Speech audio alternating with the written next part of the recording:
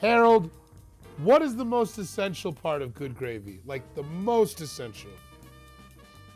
So I think that with good gravy, the most essential part is always going to be some kind of herb that you add in there. And so that's usually rosemary and thyme for me.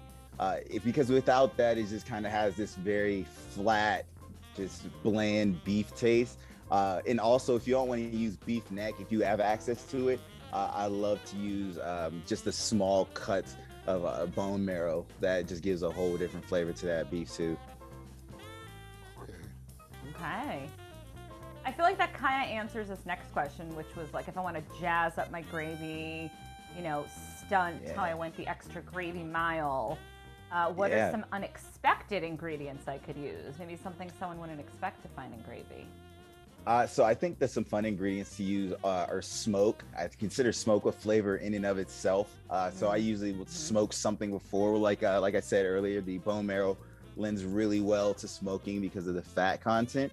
And then also, if you want to add some coffee in there, if you make some really strong espresso coffee at that, it'll give you some earthiness, some body to that if you're going on brown meats. White gravies are great, kind of without the meat part, and you kind of let that go.